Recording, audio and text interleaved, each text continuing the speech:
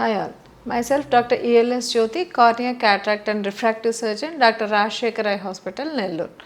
So సాధారణంగా patients మా దగ్గరకు వచ్చినప్పుడు వాళ్ళ పేరెంట్స్ కానీ వాళ్ళ గ్రాండ్ పేరెంట్స్ కానీ అంటే అమ్మమ్మ నాన్నమ్మలు కానీ తాతయ్యలు కానీ ఫాదర్ సన్ వాళ్ళకి డయాబెటీస్ వల్ల రెటినా ప్రాబ్లం ఏమన్నా వస్తుందా అనేది వరి అవుతూ ఉంటారు.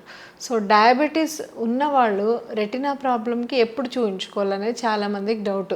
1 ఇయర్కి ఒకసారి చూయించుకోవాలా, లేదా 6 మంత్స్కి చూయించుకోవాలా, 3 ఇయర్స్కి ఒకసారా అనేది చాలామందికి చాలా సందేహాలు ఉంటాయి.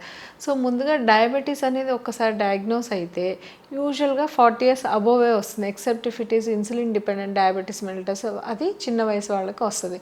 సో ఒక్కసారి డయాబెటీస్ అనేది డయాగ్నోస్ అయితే డయాబెటీస్ వల్ల మైక్రోవాస్కులేచర్ అంటే బాడీలో ఉండే చిన్న రక్తనాళాలు సప్లై చేసే ఏరియాస్ అన్నీ కూడా ఎఫెక్ట్ అవుతాయి అన్నమాట. కంటి లోపల రెటినా, అలాగే కిడ్నీస్, బ్రెయిన్, హార్ట్ ఇవన్నీ కూడా డ్యామేజ్ అయ్యేదానికి అవకాశం ఉంటుంది. సో ఒక్కసారి డయాబెటీస్ ఉంది అని డయాగ్నోస్ అయితే మటుకు కంపల్సరీ కంటికి సంబంధించినంత వరకు 1 ఇయర్కి ఒకసారి రెటినా చెకప్ అనేది కంపల్సరీగా రెటినా స్పెషలిస్ట్ ద్వారా చేయించుకోవడము చాలా సేఫ్ అన్నమాట. సో డయాబెటిక్ రెటినోపతి ఒకవేళ లేదనుకోండి, వెల్ అండ్ గుడ్, లేకుంటే మంచిదే, కానీ ఇయర్లీ వన్స్ స్క్రీనింగ్ అయితే తప్పకుండా చేసుకోవాలి. సపోజ్ మైల్డ్, దాంట్లో స్టేజింగ్ ఉంటుంది, mild diabetic retinopathy, moderate, severe diabetic retinopathy, అది నాన్ ప్రొలిఫరేటివ్ అంటాం అనమాట. సో అవన్నీ సైంటిఫిక్ టర్మ్స్, బట్ ఆ స్టేజెస్లో ఉంటే ఎప్పుడు డాక్టర్ని కన్సల్ట్ అవ్వాలి.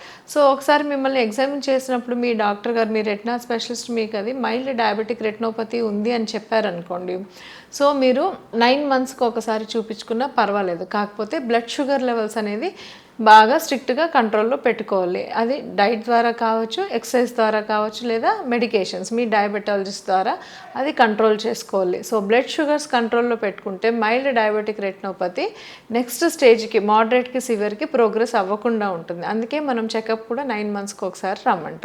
సపోజ్ మోడరేట్ స్టేజ్లో ఉంది అని చెప్తే మటుకు 6 మంత్స్కి ఒకసారి చెకప్కి రమ్మని చెప్తాం. సివియర్ ఎన్పిడిఆర్ స్టేజ్లో ఉంటే మటుకు ఖచ్చితంగా ట్రీట్మెంట్ అనేది అవసరం అవుతుంది. అంటే అది నెక్స్ట్ స్టేజ్, అంటే ప్రొలిఫరేటివ్ డయాబెటిక్ రెటినోపతికి వెళ్ళేదానికి దాని ముందు స్టేజ్ అనమాట, సివియర్ ఎన్పిడిఆర్ అనే స్టేజ్. సో ఈ స్టేజ్లో ఉంటే మటుకు ఖచ్చితంగా 3 మంత్స్కి ఒకసారి మనము చెకప్కి రమ్మంటాము. అండ్ ఈ స్టేజ్లో ఉన్నప్పుడు ఒక్కొక్కసారి కంటి నరంలో వాపు కూడా ఉంటుంది, డయాబెటిక్ మ్యాక్యులోపతి లేదా డయాబెటిక్ మ్యాక్యులర్ ఎడిమా అంటాము. సో దానికి కొన్ని క్రైటీరియా ఉంటుంది, అది మనము ఎగ్జామిన్ చేసిన తర్వాత పేషెంట్ ఫండస్ అంటే డైలేట్ చేసి డ్రాప్స్ వేసి ఎగ్జామిన్ చేసిన తర్వాత ఒక్కొక్కసారి అవసరం అయితే ఓసిటీ రెటినా అంటాం అనమాట. అంటే రెటినాలో ఎంత నీరుంది, ఎంత వాపు ఉంది, దాంట్లో ఎంత కొవ్వు పదార్థాలు చేరుకొని ఉన్నాయి, సో దాన్ని బట్టి ప్లస్ విజన్తో కోరిలేట్ చేసుకుంటాం. సో దానివల్ల ఎంత విజన్ తగ్గింది అనేది చూసుకొని దాన్ని బట్టి వాళ్ళకి ట్రీట్మెంట్స్ అనేది చెప్పడం జరుగుతుంది. సో యూజువల్గా severe NPDR with diabetic macular oedema అనే పేషెంట్స్కి మనము యాంటీవెజెఫ్ ఇంజెక్షన్స్ అనేది ఇవ్వడం జరుగుతుంది అనమాట. సో కొంతమందికి మనము లేజర్ కూడా చేయాల్సి వస్తుంది. యూజువల్గా ప్రొలిఫరేటివ్ స్టేజ్కి వెళ్ళినప్పుడు లేజర్ ఫోటో కోయాగులేషన్ అనేది అవసరం అవుద్ది. దాన్ని పిఆర్పి సెషన్స్ అంటాము, లేదా ఫోకల్ లేజర్ అంటాం. అంటే depending upon the oedema and proliferative diabetic retinopathy. చాలామంది మా దగ్గరకు వచ్చే పేషెంట్స్ అడుగుతూ ఉంటారు, సో ఎన్ని ఇంజెక్షన్స్ వేయాలి, ఎన్నిసార్లు వేయాలి, ఎన్ని నెలలకు ఒకసారి వేయాలి అనేది అడుగుతుంటారు. సో కొంతమందికి 3 ఇంజెక్షన్లు సరిపోతాయండి, కొంతమందికి అంతకంటే ఎక్కువ నెంబర్ కూడా అవసరం అవ్వచ్చు. వాళ్ళ షుగర్ కంట్రోల్ చేసుకునే లెవెల్ని బట్టి, వాళ్ళ ఇమ్యూనిటీని బట్టి, వాళ్ళ బాడీ ఇంజెక్షన్కి రెస్పాండ్ అయ్యే నేచర్ని బట్టి కొంతమందికి 6 ఇంజెక్షన్స్ కూడా అవసరం అవ్వచ్చు, కొంతమందికి 9 ఇంజెక్షన్స్, కొంతమందికి ఇంకా ఆ పైన కూడా అవసరం పడవచ్చు. అది సో ఎవరికి ఎన్ని ఇంజెక్షన్స్ రిక్వైర్మెంట్ ఉంటుంది అనేది మనము పేషెంట్ ఒకసారి ట్రీట్మెంట్ స్టార్ట్ చేశాక వాళ్ళు రెస్పాండ్ అయ్యే దాన్ని బట్టి మనం కరెక్ట్గా చెప్పగలం. అమ్మ మీకు ఇలా రెస్పాన్స్ బాగా వచ్చింది ఫస్ట్ ఇంజెక్షన్ తర్వాత, సో నెక్స్ట్ ఇంజెక్షన్ ఇప్పుడు చేసుకోవాలి, సో 20 డేస్కి చేయాలా, 1 మంత్ చేయాలా అనేది అవన్నీ మేము చూసి చెప్తాం. సో వాళ్ళ బాడీ రెస్పాండ్ అయ్యేదాన్ని బట్టి ఆ ట్రీట్మెంట్ అనేది ప్లాన్ చేయడం జరుగుతుంది. సో పీడిఆర్ లాస్ట్ స్టేజ్ అంటే మనం లేజర్తో చేసినప్పటికి కూడా ఒక్కొక్కసారి కొంతమందికి అంటే ఈ డయాబెటీస్ వల్ల చెడు రక్తనాళాలు అనేవి పెరుగుతుంది అనమాట కంటి లోపల. సో దాన్ని మనము ప్రొలిఫరేటివ్ డయాబెటిక్ రెటినోపతి అంటాం.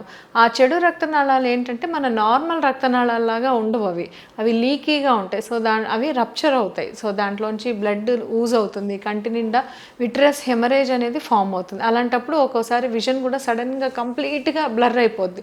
పేషెంట్ సడన్గా మన దగ్గరకు వస్తారు, డాక్టర్ గారు ఉదయం నుంచి మొత్తం చూపోయింది, కంప్లీట్ రెడ్గా కనిపిస్తుంది లేదా కంప్లీట్ బ్లాక్గా కనిపిస్తుందంట.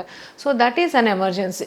సో ఇలాంటి విట్రస్ హెమరేజెస్ కేసెస్ని ఆ సివియారిటీని బట్టి మనం ఫస్ట్ ఇంజెక్షన్ ఇస్తాము, తర్వాత విజిబిలిటీ అంటే రెటినాలో ఆ బ్లడ్ క్లాట్ అయ్యింది కరుగుదాన్ని బట్టి మళ్ళీ మనం తర్వాత దానికి లేజర్ చేసుకుంటాము. దాని తర్వాత ఒక్కోసారి లేజర్కి రెస్పాండ్ అయ్యి చాలామంది కూడా బాగుంటుంది, దాని తర్వాత కండిషన్ రిపీట్ అవ్వకపోవచ్చు. కాకపోతే కొంతమందికి లేజర్ చేసిన తర్వాత కూడా మళ్ళీ రిపీట్గా కూడా బ్లీడ్ రావచ్చు అనమాట, కంటి లోపల రికరెంట్ విట్రస్ హెమరేజ్ అంటాం. సో అలాంటివి కూడా జరగచ్చు. అలా జరిగినప్పుడు మనం finally we need to go for vitrectomy surgery అనమాట. సో ఇవన్నీ కూడా మీకు చెప్పాలి అంటే సో ఖచ్చితంగా you need to consult retina specialist. మన డాక్టర్ రాజశేఖర్ ఐ హాస్పిటల్లో doctor Rajasekhar sir retina specialist. Sir ఆల్మోస్ట్గా 20 years ఎక్స్పీరియన్స్ ఉంది రెటినాలో. సో ఇవన్నీ కూడా మీరు అర్లీ స్టేజ్లో చూపించుకుంటే ఆ ఎండ్ స్టేజ్ ట్రీట్మెంట్స్ సర్జరీస్ అనేది కూడా అవసరం ఉండకుండా ఉంటుంది. సో అందుకే డయాబెటిక్ రెటినోపతిలో స్క్రీనింగ్ అనేది చాలా ఇంపార్టెంట్. నార్మల్గా ఉన్నప్పటికీ కూడా చెకప్ అనేది ఇయర్లీ వన్స్ చాలా ఇంపార్టెంట్ అనమాట. Thank you.